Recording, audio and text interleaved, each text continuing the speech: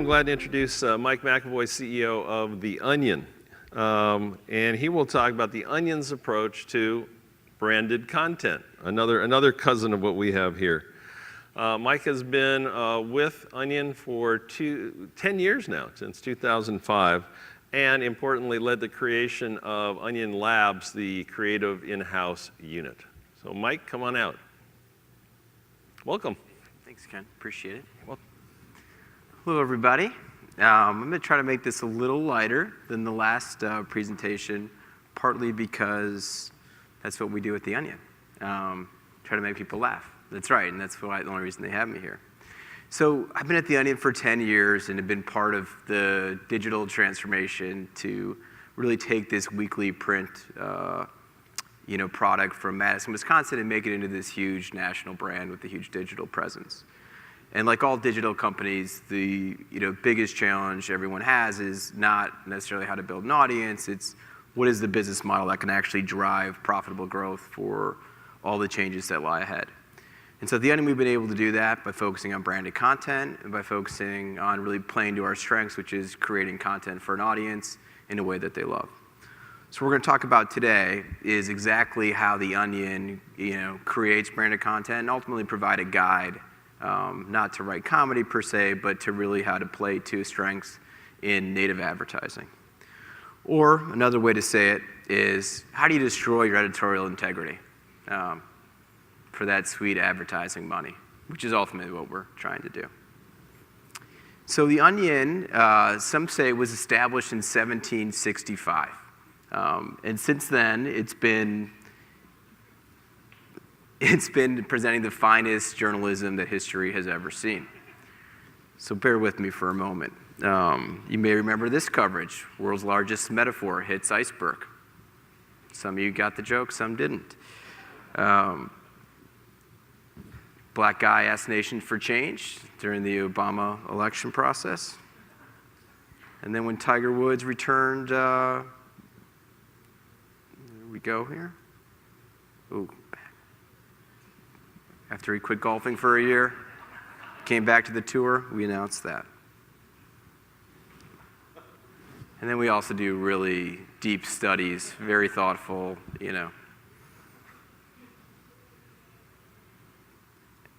And then a couple years ago, we launched a division called Onion News Network, which really creates video content, takes what The Onion does in terms of kind of parodying the New York Times, USA Today, and really all news sources, and took a kind of a broader view to cable news and some of the ridiculousness that goes on there. So watch this clip.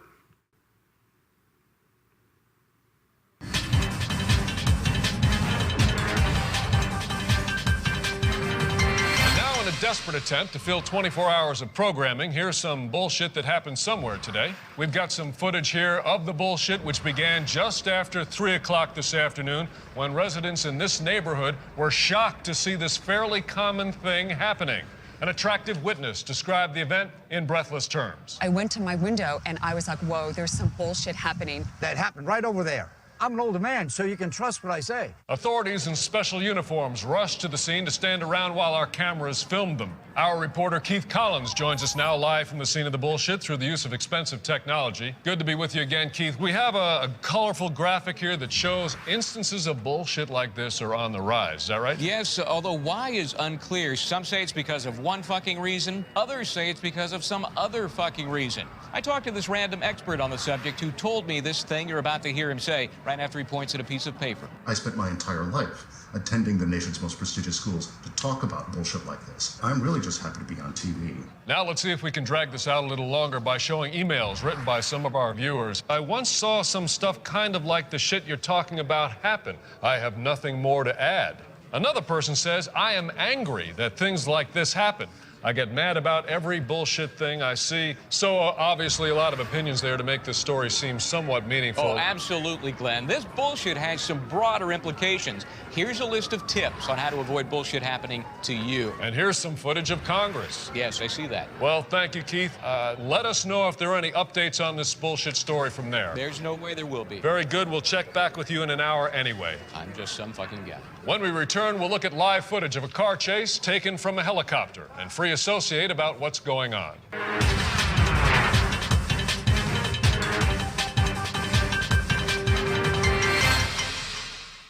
that gives you an idea of what the Onion's all about. And so in the year 1900, similar to what we've done with the News Network, we actually invented this whole notion of branded content. And our editor-in-chief at the time, who held the position for 105 years, has this quote to say about our business. I may be a newspaper man through and through, but I still have enough sense in my 146-year-old skull to abandon some silly centuries-old loyalty to journalistic integrity when there are spacious coffers to be stocked. And a quote we use all the time, may the ox of journalism always be yoked to the cart of commerce. And that is how we run our business. And so here's a couple classics. One of our first campaigns with Ford. Come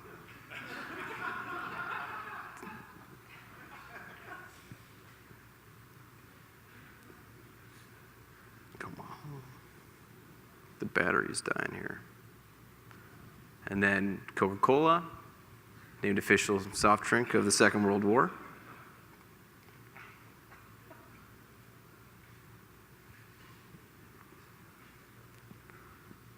And then for the Windows 95 launch. So what we do is we strive to make branded content worthy of the Onion's name. And I think the question that everybody asks is when you're creating custom content and you're taking on risks to not only communicate the message of an advertiser, but to actually create something that people want to consume, like how do you avoid it actually being shitty? And so we have a few steps that we run in order to make sure that we deliver on just that. One of the first is let funny people be funny. And at The Onion, that means that the 50 creatives who create all the content for The Onion, AV Club, ClickHole, our 3 sites, are all engaged in the custom content program. So we look to find the best ideas that the people love and get them funded by advertisers. Here's an example.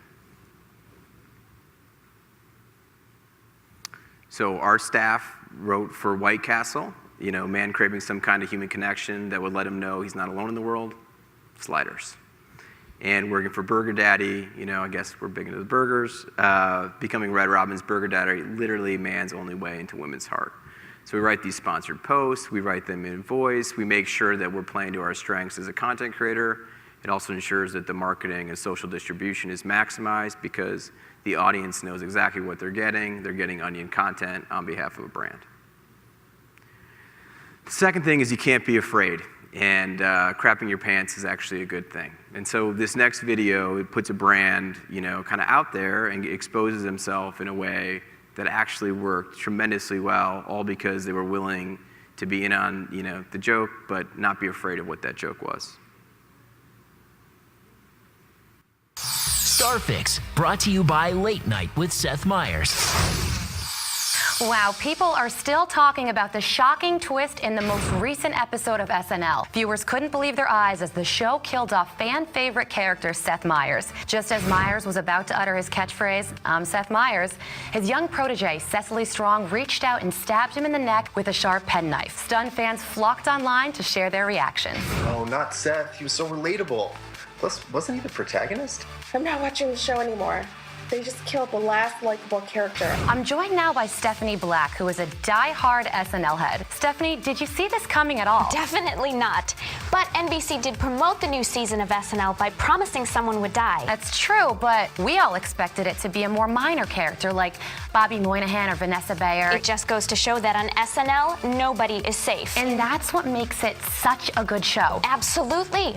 Over the years, fans have had to say goodbye to such popular characters as Norm Macdonald and the Making Copies guy, Tim Meadows, and Sally O'Malley, the woman who is 50. But at the end of the day, no one was sadder to see the Seth Meyers character go than the man who brought him to life. Actor Steve Peterson, who said, quote, "This was the role of a lifetime and I'm sad to go. But those writers are brilliant and I know they killed me off for a reason. I cried when I read the script for the first time." Any chance NBC resurrects the character for a spin-off series? Rumor has it NBC may be bringing the Seth Meyers character back for a spin-off late-night drama about an unhealthy man obsessed with celebrities. That's too bad. As much as I love the Seth Meyers character, I really feel like this wrapped up his story arc perfectly. I don't want to see him again. Next up, that book in the front of Barnes & Noble is a movie now. So we created that, for the launch of the Seth Meyers show, and it's actually a show that's staffed by several Onion writers, where a lot of our writers, power the late night television shows because comedy writing is in our DNA. The third rule that we apply is don't make a commercial. So play to your strengths, create the kind of content your audience wants, but make something that people aren't actively trying to avoid. Actually make something entertaining. And so here's a program that we had done with Lenovo that speaks to all this.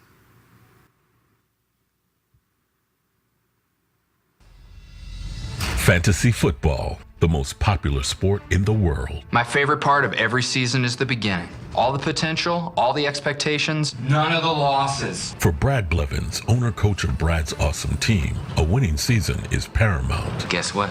What? You will lose. Hey, guess what? What? You're gonna lose. You know how you have to practice kissing for like 9 years before you try it for real so you don't mess up in front of everyone? Last week, you didn't even score any points. Coach, it was my bye week and you played me anyway. I did, didn't I? What happened this week? What's with all the unselfish plays, huh? It's all over, buddy. Go home. What are we gonna do now, Andrew Luck? I guess we've got to focus on the NFL playoffs or making it to the Super Bowl, maybe. All right, Gus, how about this? I saw a movie once where an orphan made a wish for his team to win the championship, and then a bunch of angels somehow swooped in and helped the team win. This is what we work for. One goal. So Brad can get points and get that little trophy.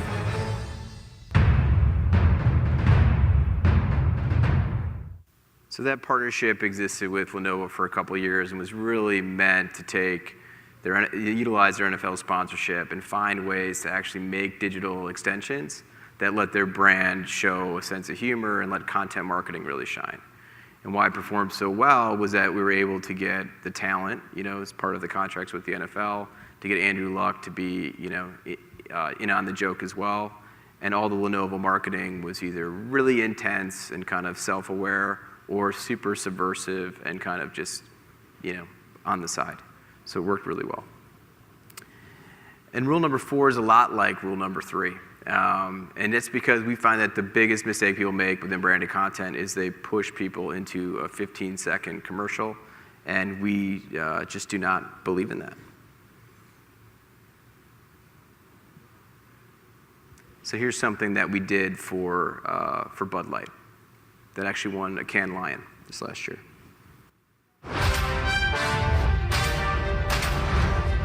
This just in.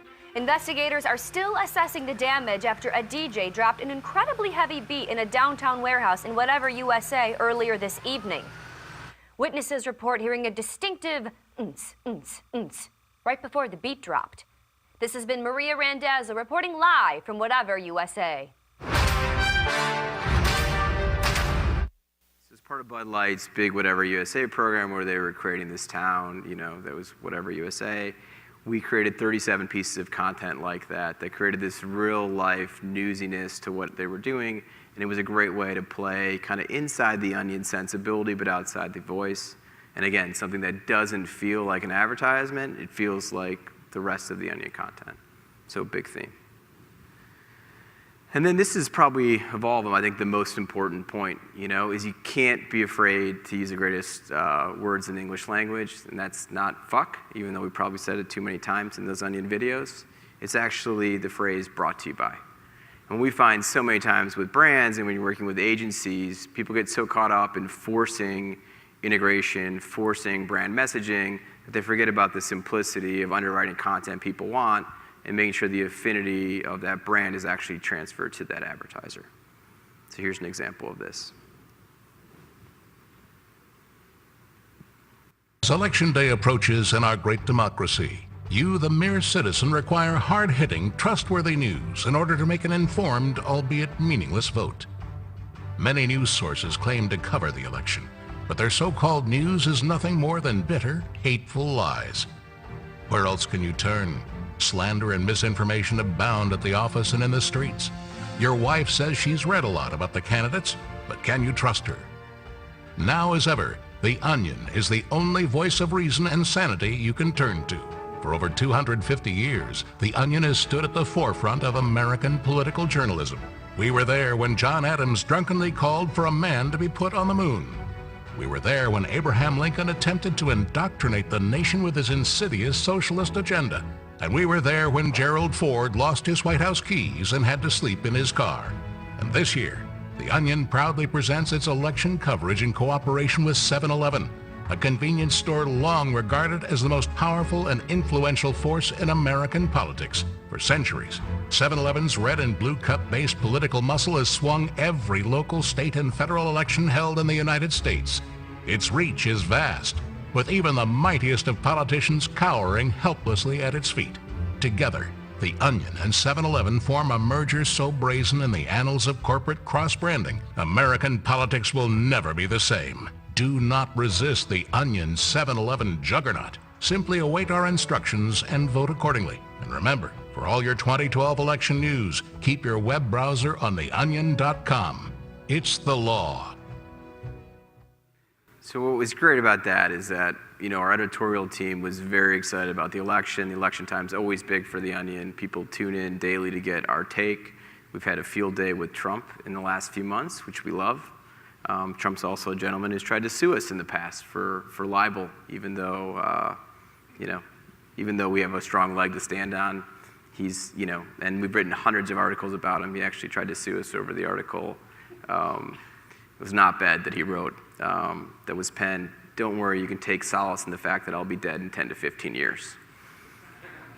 Thought it was kind of clean, and a year before we had written one that said, don't worry, when I wake up in the morning, I still have the same small shriveled penis, and that we did not get accused of libel on that one, which I kind of loved. So part of our legal defense was actually citing that and saying, this may be true, and everything kind of died right there.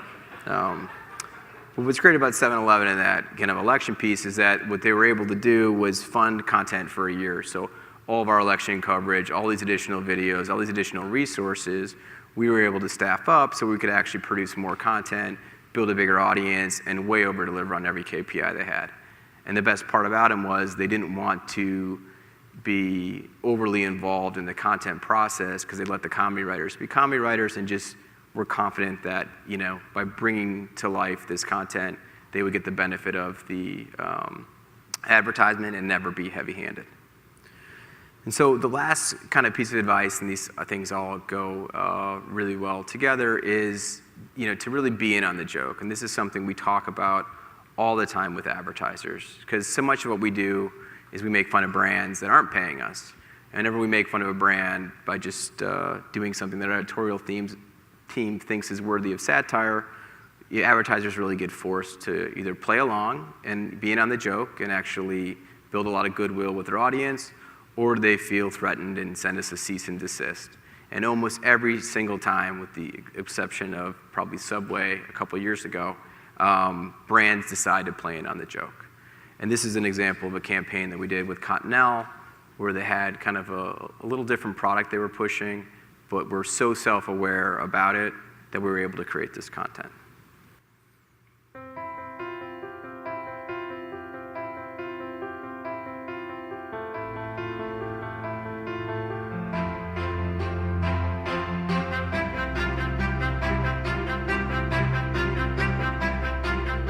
What is a human being? My research is helping to answer that question.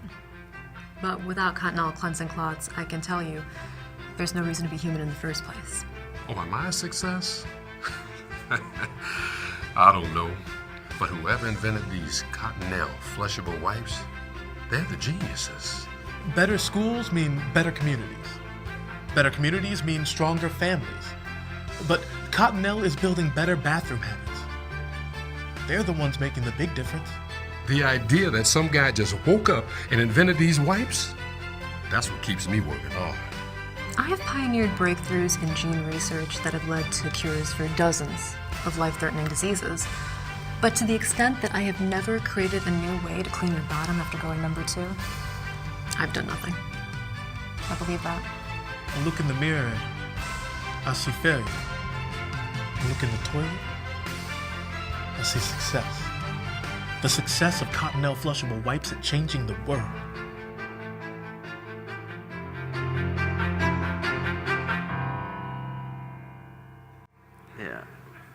So really a fantastic parody of TED Talks, and Cottonelle showing a sense of humor, knowing that they're creating this product that's kind of awkward to talk about and people aren't sure like how important it is, but being in on the joke allowed us to do something that was really fun, got a really big audience, and got people to actually understand what they were selling. So we really talked about the 6 things, that we have on the board. Letting the people be funny. So much of that is utilizing the talent who actually creates publishing content for their audience. Utilizing them and not just marketers, I think is so important. Crapping your pants is a good thing. Is really, you can't be afraid to push the envelope.